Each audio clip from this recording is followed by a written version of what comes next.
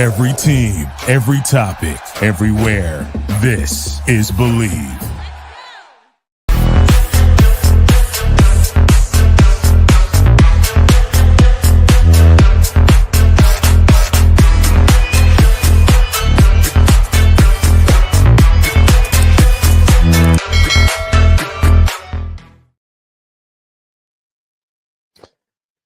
Hello again, and welcome to another edition of the Hoosier Football Tailgate live stream tonight, Thursday. Hoosiers on a bye week, a much needed bye week, I should say, for Indiana as they get themselves ready to go against the Ohio State Buckeyes here in a week. So we've got, a little time here to talk a little about some things that maybe we have not really talked about in greater detail, one being recruiting and some other aspects in that regard. But also tonight, we've got Zach Browning joining us from the Indiana Rivals. And Zach is on campus there at Bloomington and providing content for Indiana Rivals on the Hoosiers, mostly football, but he does a little bit of basketball as well.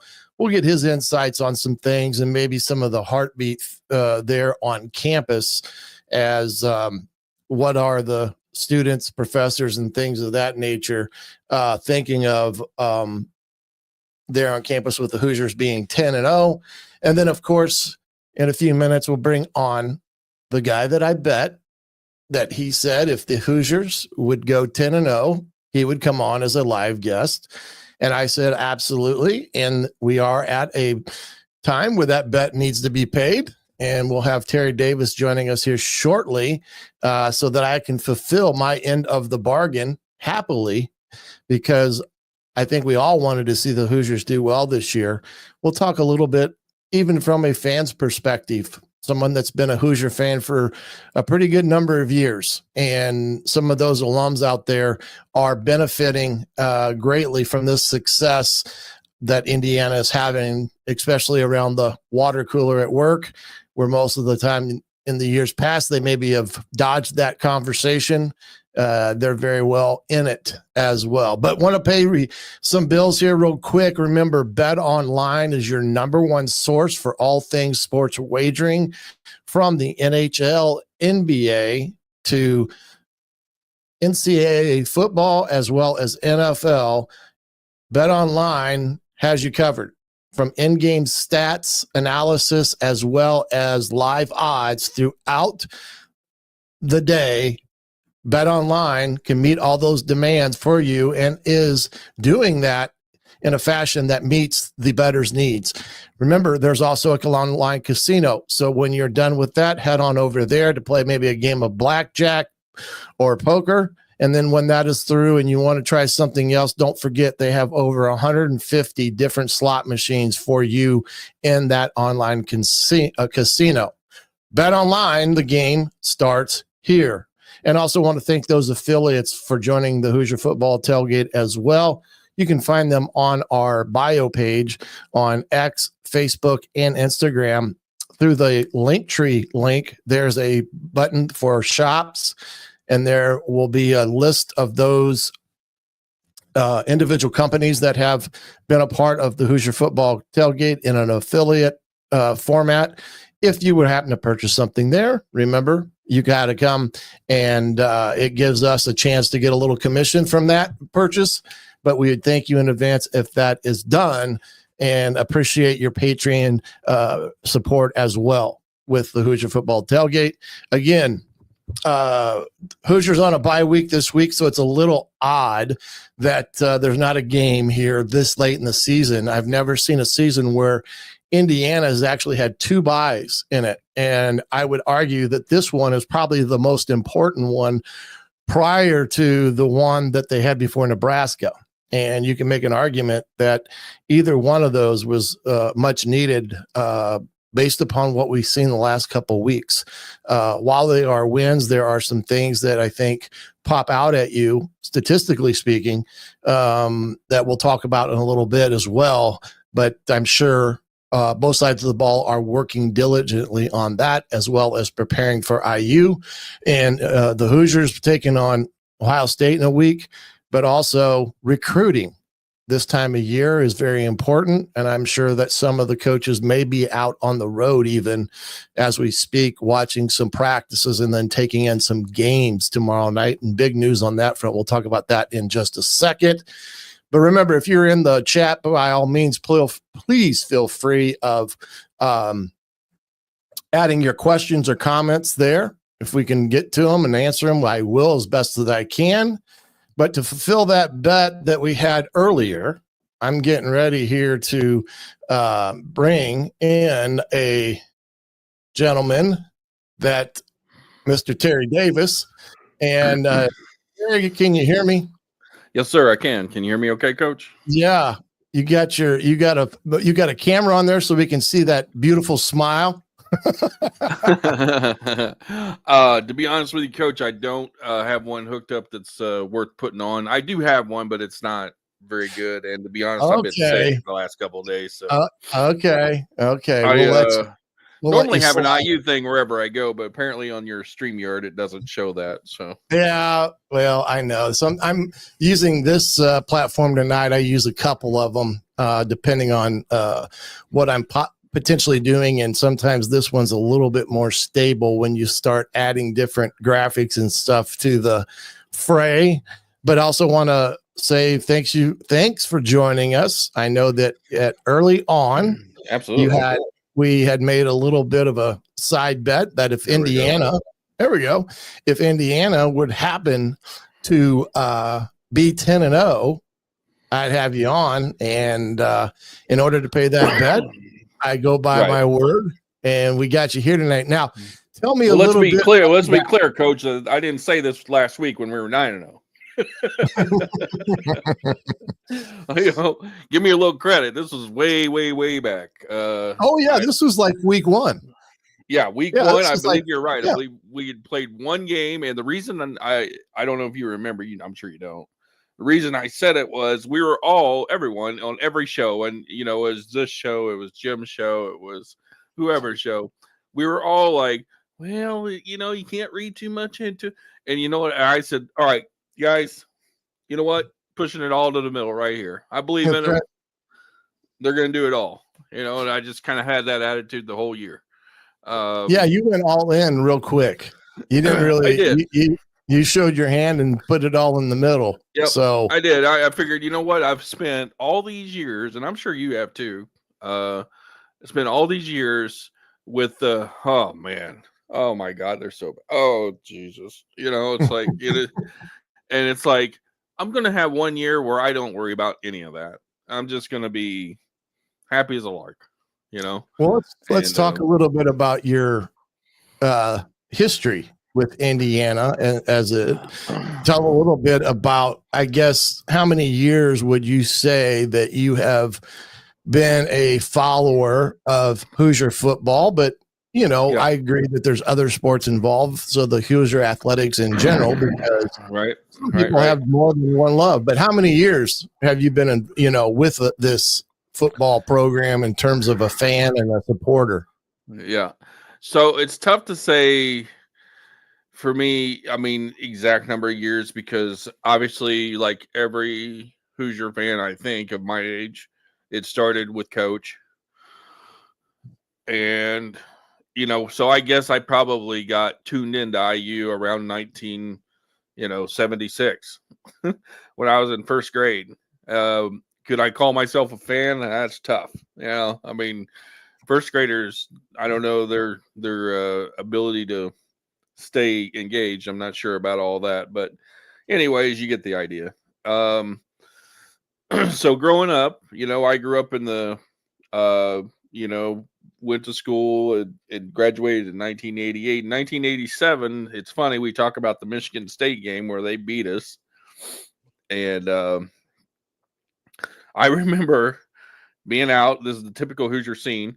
Being out because I'd missed some shots in the game that we'd had earlier in the week because it was November, and I remember going out and shooting some shots, getting some shots up on the goal that my dad put up on the side of the barn while I had the garage door open, and it was a nice November day. It was really pretty nice, at least in Indiana. And I remember listening to Fisher call the Michigan State game, which became pretty disappointing pretty fast because they whopped us pretty good. That was our shot, I think, at actually doing something if we'd have beat Michigan State, but we didn't. So yeah, funny how all that stuff comes flooding back to you. As you get the comparisons, it's like, we haven't done this since the Michigan State, and it's like, man, I remember. Not only do I remember that game, I remember exactly where I was, exactly what I was doing, exactly how it felt. Yeah, for a lot of fans that have been a big supporter of Hoosier football through all the different years, from Coach Mallory. You can go right down the list of individuals and names that have been a part of Hoosier football. There's been a lot of loyal fans that have suffered through some very heartbreaking seasons, I guess you could say, because there was so much hope building up through that 5th or 6th week, and then there was kind of the tail off in the end. But now we're here at 10-0. What has been the biggest surprise for you as a fan of this Indiana football program? There's a lot of surprises. One of the big surprises that's very nice, I think, and I travel around in these rooms and talk to different people and listen to what other opinions are and whatever. I'm soaking all of it up, as you can imagine. You may do the same. I don't know, but the nice thing is you can tell other Big Ten fan bases are like on the down low rooting for Indiana, like not against them, but like any other week. And because they kind of like, are like, know that we've been down and out. And so that's kind of nice. But the other surprising thing, I think, is how quickly, it's almost like a fire, right? Like you light a fire that's small somewhere, and all of a sudden it gets a little out of control and it's everywhere. And that's kind of what's happened. It's it didn't seem to me like it would go that far that fast, but it did. And so it's good to see. What about how about players? What players have kind of captured your attention and just thinking, wow, that's probably the best player I've seen in an Indiana uniform in my lifetime, outside of a couple here and there? Well, we just lost the man, the myth, the legend, Mr. Terry Davis, in the world of computers and things of that nature. So we'll kind of move on, and hopefully maybe he'll be back here in a second. But these things happen. And there he's coming back in here. We'll get him in real quick. Don't worry, that happens. Okay. But and don't worry about turning on your camera if that's something that eats up your bandwidth. That's fine too. Right. What I was asking was, how about a player on either side of the football that is kind of captured your attention and sure. Thought, I'll pick the easy ones, the obvious ones, because they're obvious, because they are the first ones that you think of. It's going to be Fisher on defense, and it's got to be Rourke on offense. Mm-hmm. For as good as all the other guys are, those guys set it apart. They lead the team and they set everybody else apart. And they make all the difference.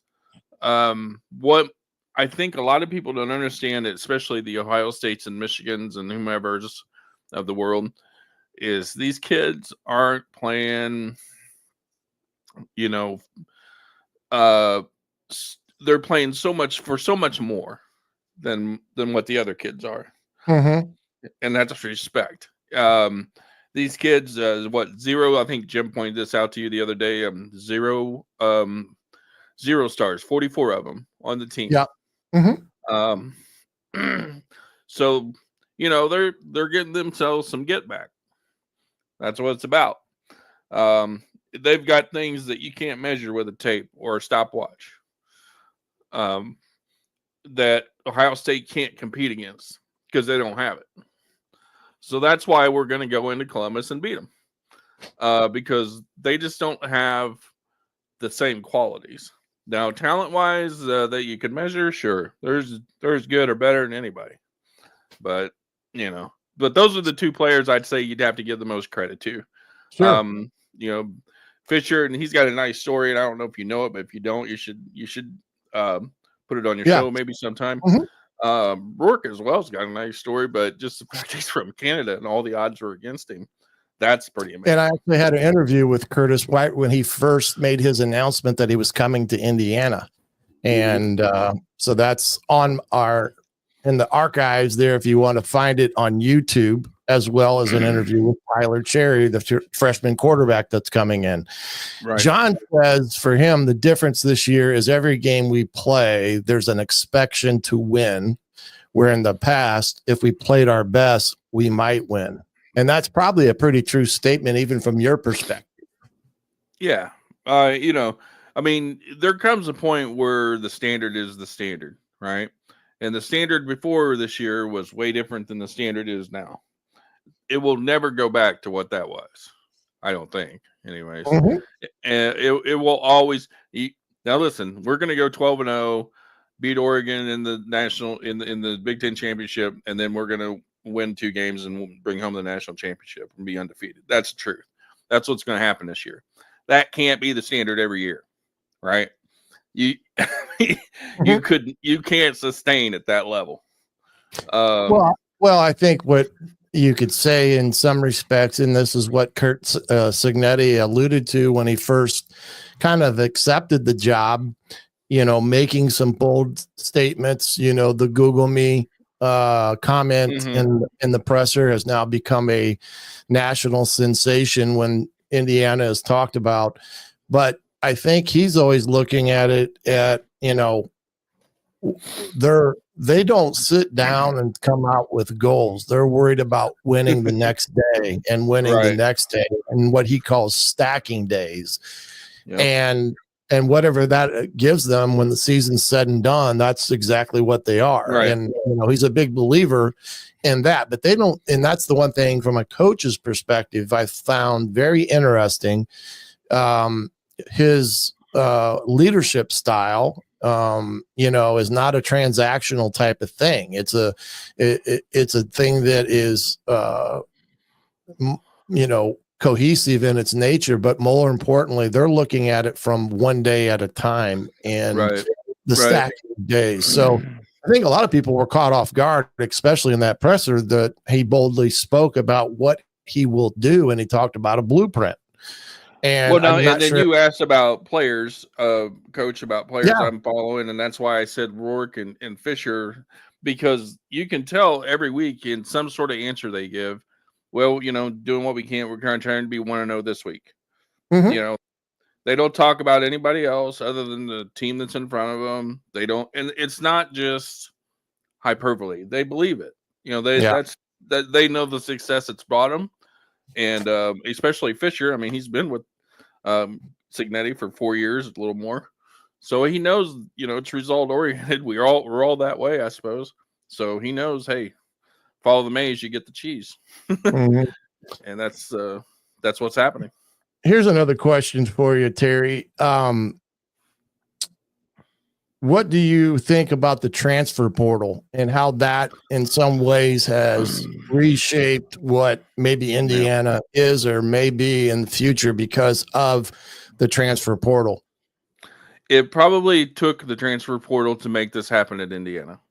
And I say that because a lot of people, I think, don't understand, at least on the outside looking in.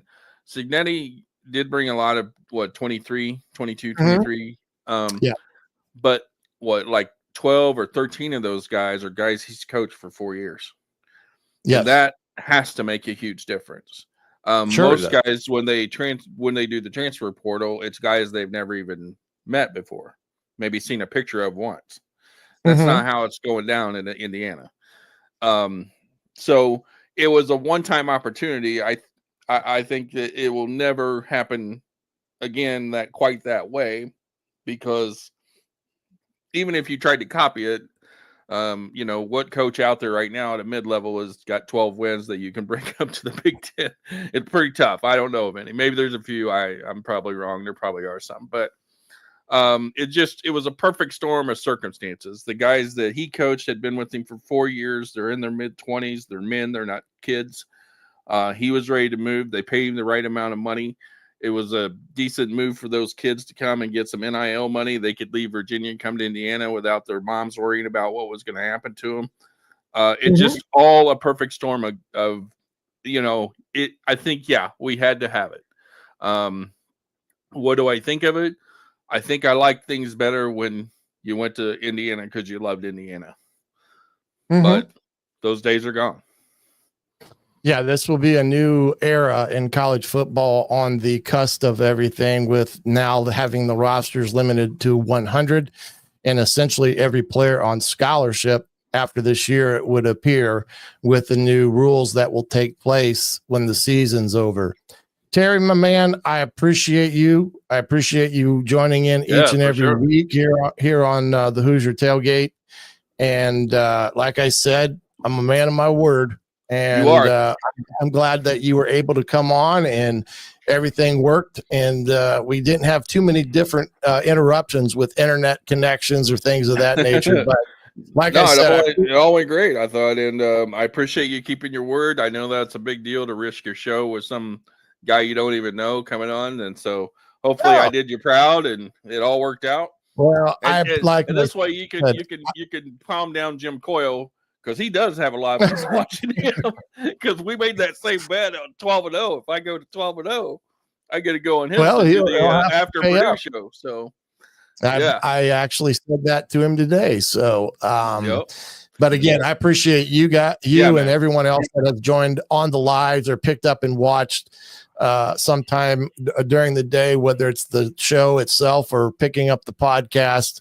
Since inception, we've had over 60,000 views, and this year alone, it's over 10,000, I believe. So it's fun. I enjoy it, and I enjoy you guys being a part of it. So have a great rest of the week, and we'll catch you another time, Terry.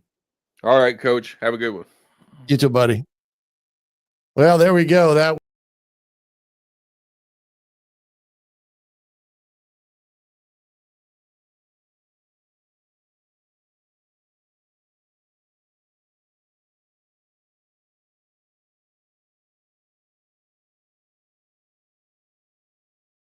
world of broadcasting, I would say it's kind of been a little bit nuts in that regard. So my apologies there with everything. Must have hit a button that cost us to go bye-bye. But appreciate Terry and his appreciation of Hoosier football, and basically having the guts to come right out and say they were going to be 10-0, and he was right. And everybody else that thought an 8-win season would be over the top, but more likely 7 wins, we're all kind of eating crow a little bit right now because of what Indiana has done to this point when you think about it. And they've really done a great job with that, as well as everyone that's been associated with Indiana football to date. I know that's been the stadium as it pertains to every Saturday and kind of everything that goes with that. But what we're going to do right now, I'm going to go ahead and play our interview with Mr. Zach Brown that we did right before the show because he had some other obligations. So we'll get right onto that and listen to what Zach had to say from his perspective as a reporter assigned by the Indiana Rivals.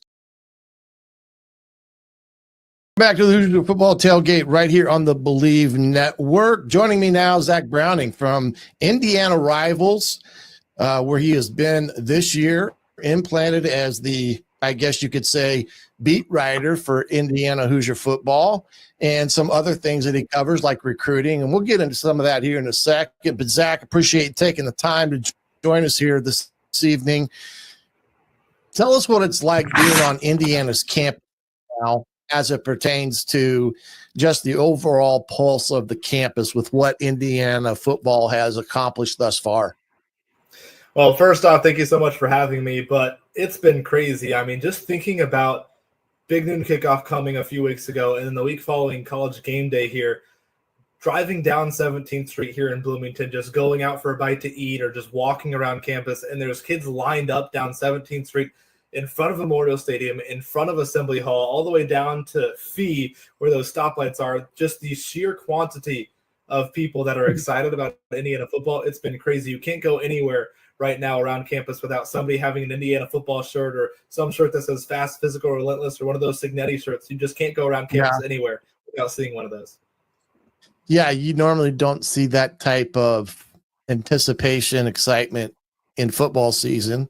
Normally, if it's basketball, you're accustomed to seeing that, especially if a Kentucky's coming into Assembly Hall at that time in space. But now, like you said, the two times that they had national TV audiences on campus, it looked like a rock concert in some respects, the amount of people that were in those areas. Talk a little bit about that experience as well from your perspective. It's just been crazy. I mean, I know it's not just been students either. That's kind of the crazy part about this. It's been the alumni that have come back that have really never seen an Indiana football team this good. They've come back. The tailgates aren't just the students showing up anymore for tailgates. It's the alumni still hosting tailgates and then coming over to the Big Noon set or to the College Game Day set. And really just old, young, everywhere in between, students, professors, everybody is talking about Indiana football. Everybody's talking about Curt Signetti. You just, again, you can't go anywhere without somebody striking up a conversation like, hey, are you going to the game this weekend? Everybody's building their weekend plans right now around Bloomington, surrounding and around what the football game is that week.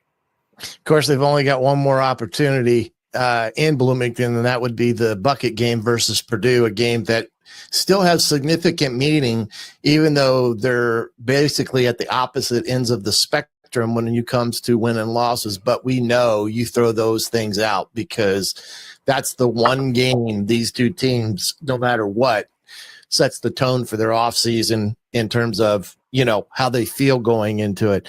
Let's look at the Indiana Hoosiers right now. 10-0 thus far, right now ranked 5th overall in the college football playoff rankings, technically a 7th seed, several one-loss teams in front of them. But summarize kind of from your perspective the season thus far in terms of what you've watched, seen, and expected versus what you've gotten.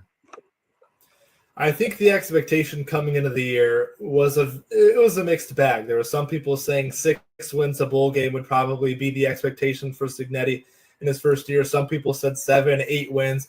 Nobody, except maybe if you ask the players or Signetti or anybody on the coaching staff within the program, nobody was expecting 10 wins. Nobody was expecting an undefeated season into mid-November. That's exactly what this team has given us. And I think the biggest thing is just the confidence.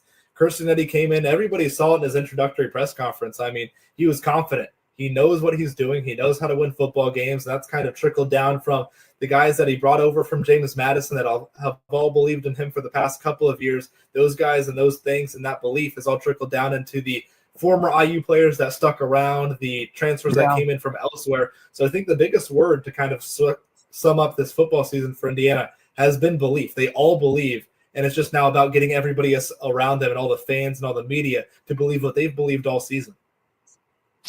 Yeah, I mean, I think you've seen him talk about a blueprint numerous times and working it. And I think some people initially thought that was kind of coach's speak. But the reality of it is, I think there is a true blueprint that he has written down in every coach's notebook, understanding where they're at and where they're going. I have when I was coaching, I hired a young coach that just finished playing at Ball State, Mr. Brian Haynes, to be a defensive line coach for me. He was with me for 1 year. I knew then he had the it factor.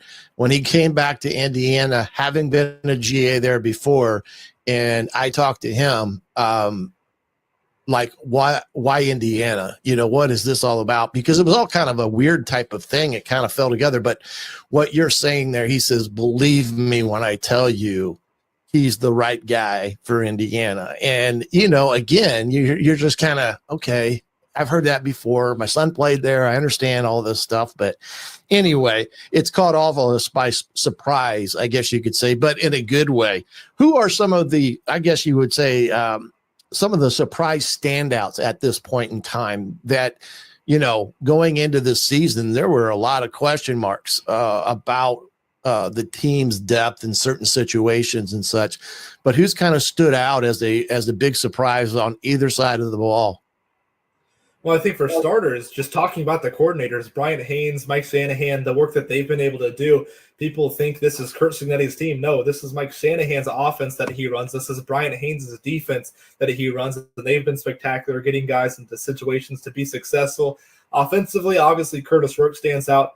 People weren't expecting him to be in Heisman conversations, even if it's on the outside looking in at the Heisman conversations at this point of the season, but he was still fantastic. But it was, again, at Ohio in the MAC, so maybe not super high expectations. He's been great. Another big one for me, though, is the offensive line. The offensive line, we saw it against Nebraska. That was a real big telling point for me, just the ability to manhandle and dominate that Nebraska defensive line like the Hoosiers did up front, whether it's Mike Kadick being able to come back and play center this year, Carter Smith continuing to be dominant at tackle, and really Trey Wedding's name got brought up for the first time this past weekend against Michigan. He struggled a little bit in that game, but he's been as sure as they come in the Big Ten so far this season at right tackle. Defensively, it's hard to look at anybody else other than Mikhail Kamara. He's been fantastic. It's not just the sacks. He leads the team. He leads the Big Ten in sacks, the tackles for loss, the run support, the pass rush. It's all there. It's the fact that he does so many things that don't show up in the box scores and show up in the stat sheets, whether it's a hurry, whether it's a pressure, whether it's getting outside leverage on a guy and forcing the quarterback to step back up into the pocket where CJ West or James Carpenter is standing right there to bring him down for a sack. I think Mikhail Kamara's been really the biggest guy. And Jalen Walker, too. I think he's an unsung hero. Aiden Fisher gets a lot of the headlines in that linebacking room for Indiana, but Jalen Walker does it all for Indiana, whether it's stepping up in the run game and helping out there. He's as fast as any cornerback Indiana has on this roster and can cover receivers out in the pattern as well. Jalen Walker's another guy. He's a very unsung hero for this Indiana team. Yeah, he is. And I think we all understood after the spring game that there were some question marks, especially on defense, about certain position groups that were something of concern. D-line was one of them. They kind of solved that problem with CJ West because that was a big spring portal get. Secondary-wise, it was going to have to be some guys that maybe were in the background that were going to have to step up in a lot of different ways. And thus far, they've done it in a lot of games where, like you said, it's good when your secondary goes unnoticed because they're not getting beat all the time down the field. So, and that was a problem for Indiana a year ago, was the big plays that they have given up.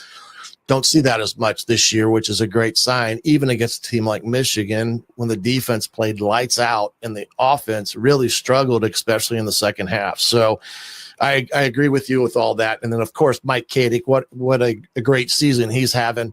It's kind of special to see a kid that's stuck around. He's seen a lot of different things, a lot of heartache in a lot of games that they thought they were going to be in a position to win, only to find out, that they were going to lose because the team scored late or whatever. But his play thus far has been spectacular up front, and I do believe he's going to be a top draft pick when that time comes. What do you think here as we're coming in, they get a bye week, which was probably at the right time when you think about it, because they're banged up a little bit, especially up front. They lost a guy in Thursday's practice, Achilles. You have to insert a guy, Evans, I believe, and now you've kind of messed with that dynamic. It showed a little bit against Michigan, but what do you think the biggest challenge that Indiana's facing, not just this week and next week, but for the rest of the year when it even culminates down with the bucket? It's just got to be with tempering the expectations and making sure you stay focused all season long. The mentality for Indiana, whether we've talked to players post-game or talked to players during the week ahead of a game, the mindset has always been 1-0 each week and win every week. The problem for Indiana is it's been brought up a handful of times. What happens when the Hoosiers finally face adversity? And we saw a snippet of that against Michigan. Indiana facing some adversity. The offense struggled, and the defense was able to respond and pick up the team and really lead Indiana to that win. The problem is, if you look ahead at that Ohio State game, Ohio State's still one of, if not the best teams in the country. What happens if you lose a game? What happens if you get behind for an extended period of time in a game? Because, again, outside of 5 minutes against Michigan and the first quarter against Michigan State, Indiana really hasn't trailed. So what happens in the second half when you're in a tough road environment somewhere like the Shoe? What happens then in that situation when you're trailing and have to find a way to kind of pull things together, even when your offense might not have it or your defense might not have it? So that'll be the real tell for Indiana, especially going on to that Purdue game. Purdue, I think Indiana should have no problem taking care of business. The Hoosiers have been a very business-like team all season long. But when you're looking ahead, maybe even at a playoff, if Indiana has to go on the road for a playoff game, how can Indiana handle a situation on the road where they're trailing or facing some adversity? Because so far, the only time they've really faced adversity this season is that Michigan game. You can maybe say the Northwestern game, but that wasn't really a true road environment. Michigan State was a road environment for about 12 in-game minutes in that one. So it'll be interesting to see how Indiana is able to handle the Shoe and just figure out how to play on the road and play from behind on the road. Yeah, I mean, that will be a big challenge going into the Shoe, where you're going to have 90,000 plus there against an Ohio State team that's got a chip on their shoulder. Still hurting from the Oregon game that they lost in the waning minutes and seconds of that game. And they're complaining again because this is like their third time in a row that they're doing a 12 o'clock kickoff in Columbus, and the faithful do not like the 12 o'clock kickoff in Columbus. They want that later kickoff, but they've never had that. And matter of fact, I don't think they've had a home game at night this year, which a lot of teams really want that because of what it leads up to.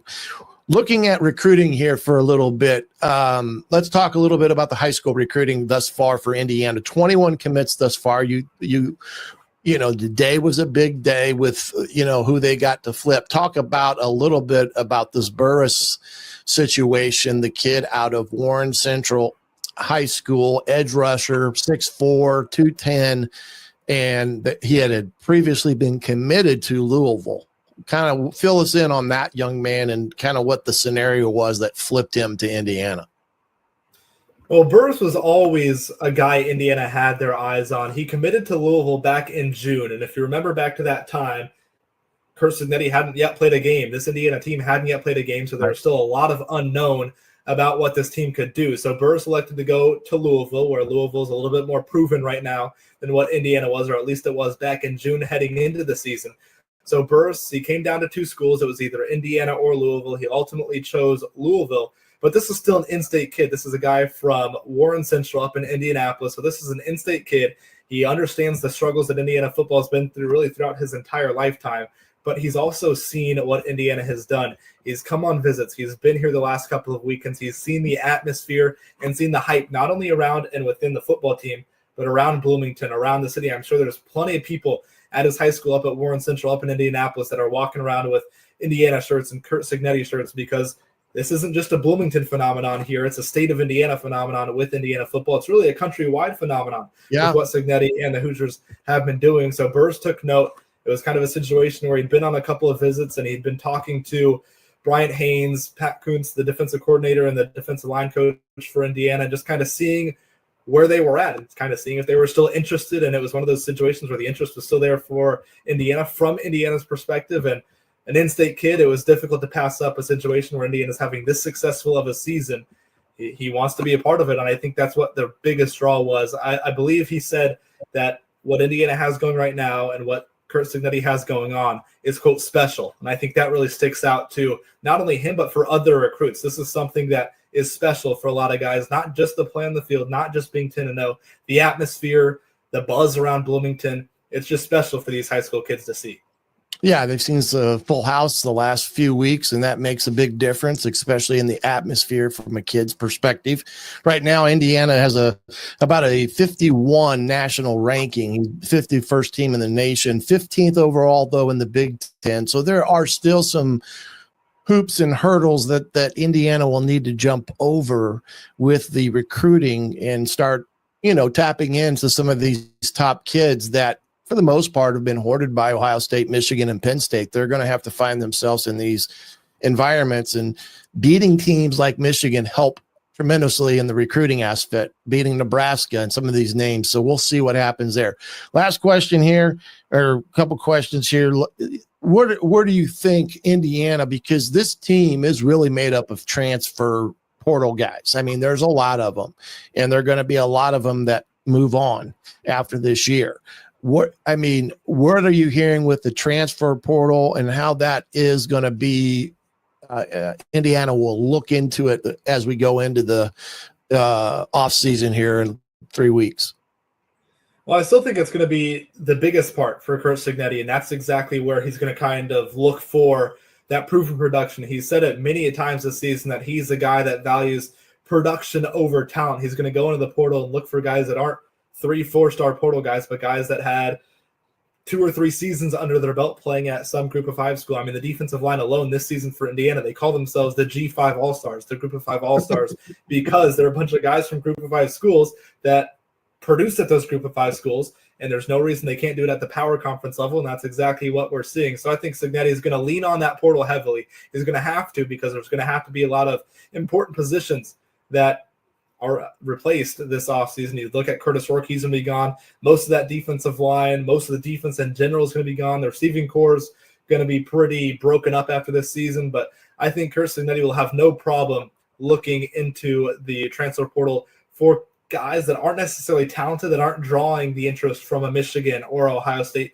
but the guys that in his mind fit what he wants and are his guys is what he's going to be looking for in the transfer portal. And that's something Indiana doesn't need. They don't have a roster full of 3, 4, and 5-star guys. They have a roster. Look at Elijah Surratt. Elijah Surratt is Indiana's #1 receiver. He started his career at the NAIA level. He started there, worked his way up to James Madison. He was a 0-star recruit out of high school. This is not a team full of top-rated recruits, but Curt Cignetti knows how to get the best and get the most out of these guys that have never really been sought after by the Michigans or the Ohio States or the Penn States of the world. And I think that will continue in the transfer portal. Yeah, and I do believe that having coached at the Mid-American Conference level back in the 2000s and late 90s, we had Big Ten talent. There's not every kid that's going to come through that's going to be picked up by a Big Ten school, but the MAC was an area where you'd get those tweener guys that with time and coaching and getting in the weight room put themselves to be a pretty dominant player that can play up at the Big Ten level. The interesting thing will be with the new potential guidelines that are going to really minimize the number of players on one's roster. It looks like they're going to 100 players, and essentially everyone will be on a scholarship. There will be no minimum, maximum type of deal. So we'll have to wait and see how that impacts with Curt Cignetti. The last thing, do you think they go into the transfer portal again to find a quarterback to bring in for the competitiveness? I think so, and I might even go as far to say as they go back to the MAC potentially for a quarterback. I think Indiana's had their eyes on a couple of quarterbacks. The kid from Western Kentucky is another guy that I think Indiana's had their eye on as the transfer portal is concerned. I think it's difficult because you have quarterbacks on your roster. We've seen Taven Jackson in Bloomington for a while now. I'm not quite sure what the Indiana staff believes they have in Jackson. Maybe it's a guy even behind Taven Jackson like Tyler Cherry, a 4-star out of Center Grove. Maybe Indiana thinks that he can eventually develop into one of those guys, but we see it all the time in college football. Experience, especially at the quarterback spot, that's what wins you football games. You need a guy to be experienced. You need a guy that's been there and done that in big-time situations, whether it's at the group of 5 level or wherever it's been. You need experience at the quarterback position, so I think ultimately that would lead Indiana to choosing the transfer portal route for their next quarterback following Curtis Rourke. Yeah, Taven Jackson has all the ability. It's not ability aspect of things, but the difference that separate the two is the decision making in this up here that separates what Curtis Rourke is to what Taven is. Can Taven get there? That's the question mark. We hope he can because he's got a lot of talent, but we'll see. Zach, I appreciate you coming on and sharing some of your knowledge, especially the pulse there in Bloomington. We'll get you back on again. Good job. I'd like to see, we can talk more Indiana at another time, but thanks for coming on. Thanks so much for having me. Zach Browning from Indiana Rivals. Thanks for joining us here on the Hoosier Football Tailgate on the Believe Network. We'll be right back right after.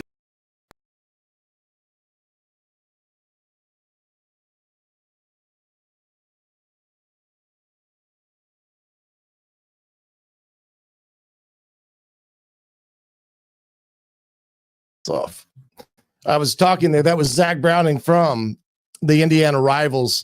Does a great job for them and has a lot of great insight. And I thought it was great to get him on to hear some of his thoughts, especially, that pulse there at Indiana, the student body, the campus itself, the professors, everyone. And it sounds like there's a buzz in the air that has never been seen on that campus for quite some time. And I do think that's one of those aspects that we don't always get we're not able to experience, I guess I should say, on a week out basis. But again, you can follow Zach on X at Zach Browning 17. That's Wall, one word, and go over there and read some of his insights and articles that he's done. He does a great job in that. Before we go tonight, I want to talk a little bit about the playoffs and everything that's associated with that, as well as some statistical stuff. One thing that I've noticed, and I'm going to try to pull this up here, so pray for me, as I try to bring in a screen with everything that's involved with statistical stuff. And we're going to try it here and see if it works. Well, it does, and I hope that is big enough for the faithful to really look at and understand. This is the NCAA website where you can go and get all the different statistics from the national perspective or any one conference. Right now, I've got the total offense up on this screen here right now. Indiana currently is 16th overall with an average of 453.2 yards a game. Now, they've fallen in some of these statistical categories, basically because of the last 2 weeks in some of their categories where they were achieving a very high level, but dropped down. As you can see, Ohio State is just in front of them as well, with one game less on the year than Indiana. So they're pretty identical in that phase of things. And defensively, let's see if we can pull that one up now. Indiana, let's see, there we go. Total defense overall is right now, Ohio State is the number one ranked defense in the country, with Indiana at number 3. As you can see, only 5 yards differential separates Indiana's defense from Ohio State. Again, Ohio State's only played 9 total games to Indiana's 10. So you can see how this matchup between Indiana and Ohio State could be a really defensive type of battle on next Saturday on the Big Noon kickoff there in Columbus. Now, let's see here. Let's go to rushing offense. Here's a category that Indiana has tumbled quite a bit. Remember, prior to Michigan State, they were averaging 5 yards a game, and they went into the Michigan game with averaging like 200 yards a game.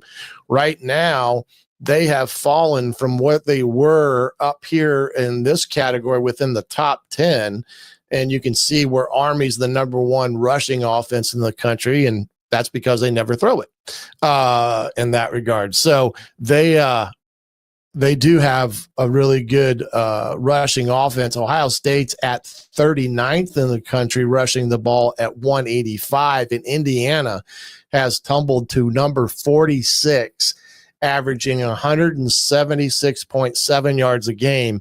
And that Michigan game really hurt them in the rushing category because they only had 41 yards rushing that day. And Michigan had like 41 yards and tackles for losses. So if you're asking me, is there a red flag potentially showing that has kind of raised its ugly head here the last 2 weeks? I would say Indiana's ability to consistently run the football the last 2 weeks is something that I have noticed, and I'm sure the staff there has noticed, and they're probably trying to figure out the whys and why nots that has happened over the last few weeks of the season in that category. And then if you look at rushing defense right now as it populates, Indiana, number one rushing defense in the country. Brian Haynes has averaging 172.2 yards a game rushing against. Ole Miss is at number 2. And the only other Big Ten team that's close to him is Ohio State at the number 6 slot, 95.2 yards rushing per game. So we really do have some interesting statistical stuff there when it comes to Indiana and their statistics. Some individual things that have, popped up and kind of where some people stand. This is passing yards per game. Yeah. How about this one? Kyle McCord at Syracuse, over 350 yards a game. He's the transfer from Ohio State. They're the ones that let him go. Curtis Rourke is at 17th now in the country at 267, but he's the number one, I believe, ranked, let's see here, in passing efficiency, if I can find it. There it is. I'm sorry, number 2. He's behind Dart in passing efficiency, which is a little bit more of a better prediction of some of this stuff when you think about it. But he's right there at number 2. And so you can see some of that aspect of it with where Indiana is ranking up with some of these schools when it comes to national averages. And you can see Indiana has done pretty well in terms of where they're at ranked on either both sides of the ball. Like I said, the one thing that, kind of showed a red flag to me has been the rushing game the last few games that they've kind of struggled. In the Michigan State game, they were down 10, and then they got on a roll and ripped off 47 points. And maybe they didn't, really, quote unquote, need to run the ball. But to me, you always want to remain balanced. And that's the one thing against Michigan that I thought showed is Michigan forced them into, in some respects, one-dimensional. And when that happens, the defense just pins their ears back and comes after you in that regard. The recruiting that Zach talked about are as well is the Indiana Hoosiers do have 21 commits. They're ranked 51st in the nation right now overall, 15th, though, in the Big Ten. And so there's an obstacle that Indiana is going to have to chip away at and find their ways to getting into that next level category of recruits. Getting the Burris kid will essentially help. I do not think Juju Lewis is a viable recruit for Indiana. I know there was hope at one point in time, but I think it's pretty evident that he's going to stay with his commitment to USC. And I would imagine part of it is what Indiana could pay in the NIL arena versus what USC could dole out. So, as if you saw today, Michigan, I guess, put together a phenomenal NIL package with the help of, the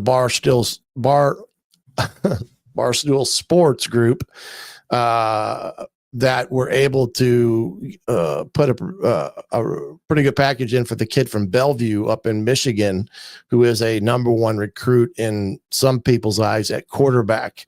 And Michigan's making a very big push for him with the help of Barstool. And I think it's well over the 2 million that was estimated prior to them coming in. So you can see some of these kids that are graduating high school, whether it's in December or at the end of in May, a lot of these guys are going to get pretty good packages to go to said institution. And that's one thing Indiana has to keep on improving at, is what do they have in the tool chest that they can go out and do things to get the talent they need to be a contender year in and year out. So right now they're sitting there at 80 or 51st overall. And, one other thing here I wanted to take a quick look at is the college football. Let's see if this is it. Yep, that's it right there. Let's do this. Let's do that. And let's do this setup so everybody can see it. Here is the college football playoff latest from this Tuesday night. Indiana currently ranked 5th in the country, but is seeded number 7. And as of right now, if this would to happen to be the end of the year, Indiana would host Alabama in the first round of the college football playoffs. And that is so ironic, with Kellen DeBoer being the head football coach there and some other connections to Indiana. And that would be quite the sight to see Alabama versus Indiana going through all this. As you can see, like I said before, there's several of these one-loss teams. Now, Boise is that group of next level 5 group that would get in as of now, being that they are the highest rank. But Ohio State's at 8-1. Notre Dame is at 8-1. Tennessee is at 8-1 with some of this. And Penn State's at 8-1. And there are a 4th ranked team, but they're 6th in the seeding. And, they would get Ole Miss in that first round. And then, as you can see, who would be the potential opponent if you would win one of these games. Indiana or Alabama would face off against Texas as of right now, and BYU has a big game this week. And this is going to change, but it does give you a snapshot in time of what is and what isn't occurring in this college football playoffs. I know there's been some talk right now. What happens if Indiana goes to Ohio State and doesn't play very well, and Ohio State beats them pretty handedly? Does that impact Indiana, and how much? Of course, it's going to impact them with one loss to Ohio State, but it will only be one loss. And then you get into the dynamics of, strength of schedule is not going to be a great favor for them, and some of the other things. But I do believe right now, if Indiana finishes the season out 1-1, and they go to 11 wins overall with one loss, they will be in the college football playoffs. It will be a discussion of whether they will be high enough to host a first round game on campus, or they would have to travel somewhere and play.